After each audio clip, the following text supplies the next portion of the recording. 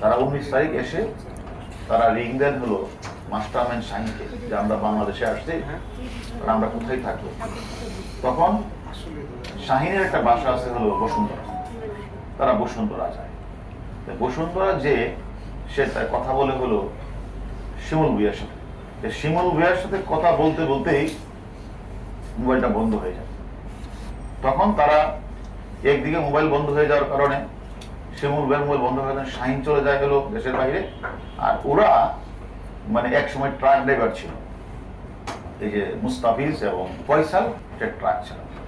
এই কারণে সে ওই পাহাড়ি এলাকা খাগড়াছড়ি, বান্দরবন, ফটিকছড়ি, সীতাকুণ্ডর পাহাড়ি এলাকা বলে সে চিনি।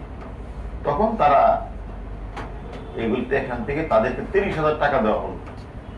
ওই যে শাহিনীর যে বাসার যে মানে যে সিকিউরিটি গার্ড, সে তাকে দুইজনকে 30,000 টাকা দেবে, এই মুহূর্তে তোমরা সরো।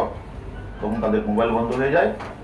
ওই 30,000 টাকা নিয়ে দুইজনে তারা চলে যায় হলো এখানে।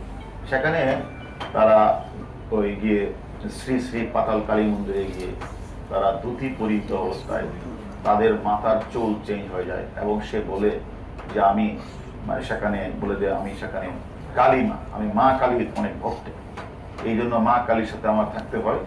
এই জন্য সে ওই ধুতি পরে সে মানে শ্রী শ্রী পাতাল মন্দিরে কালী মন্দিরে সে থাকে আর খুব ভক্ত, সে ওইখানে পড়ে থাকে। এবং তারাও তাকে যখন দেখলো যে তাদের মাথায় চুল কাটা, ধুতি পরিহিত, এবং সেখানে তারা ওই প্রতিদিন দুপুরে 120 টাকা, রাতে 120 টাকা দিত, সে তারা বাজার করে সেই খাবারটা খেত।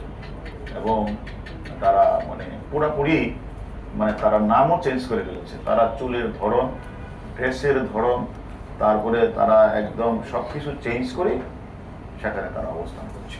কেলিং মিশনে অংশগ্রহণ করা শিমুল ভুঁইয়ার নেতৃত্বে যে 7 জন ছিল, আপাতত দৃষ্টিতে আমাদের তদন্তের প্রাথমিক পর্বে এই 7 জনই গ্রেপ্তার হয়েছে। আপনারা আমাদের কাছে যে প্রশ্নটা করেছেন, আমি বলেছি যে কোনো হত্যার পিছনে তো একটা মোটিভ থাকে, অথবা বাংলাদেশের একজন জনপ্রিয় সাংসদ 3 বারের, তাকে তারা মানে ফুসলিয়ে বিভিন্ন টাকা পয়সা লেনদেনের কথা বলে তারা যে নিয়ে গেলেন, সেখানে যে নিয়ে গেলেন আমরা শুনি বা অন্যান্য আসামিদের শুনি।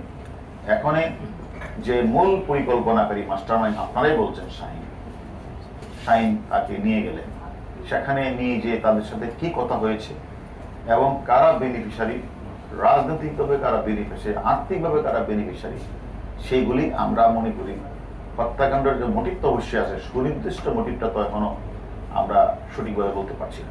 আমরা যেহেতু অনেকগুলি মানে প্রায় 9 জন টোটাল আসামি গ্রেপ্তার হয়েছে, আমরা যে দুইজনকে সর্বশেষ আমরা গ্রেপ্তার করেছি, যে যারা মানে ওই বিল্ডিং এর থেকে সারা রাত যাবত তাদেরকে পৈশাচিক কায়দায় টুকরা টুকরা করে দেহ থেকে বিচ্ছিন্ন করে তারা যে ফেলে দিয়েছে, যে 2 জন, তারা এর মধ্যে ফয়সাল এবং মুস্তাফিজ, তারা আমাদের কাছে গ্রেপ্তার হয়েছে। আমরা 10 দিনের রিমান্ড প্রার্থনা করেছি এবং সে প্রাথমিকভাবে সবই স্বীকার করেছে। তারপরেও আপনারা যে যে প্রশ্নগুলি করেছেন সেগুলো তাদের কাছে জানতে চাইব এবং জানার পরে পরবর্তী আপনাদের জানাবো।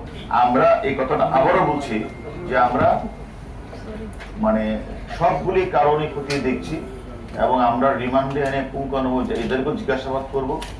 এবং পাশাপাশি এটাও বলতে চাই, আপনাদেরকে আগেও বলেছি আবারও বলছি, আমরা আমাদের যে তদন্তকারী কর্মকর্তা তার প্রতি আমাদেরও নির্দেশ প্রদান করা আছে, অযথা কাউকে টাকা থেকে হয়রানি করা হবে না, হচ্ছে না, হবে না।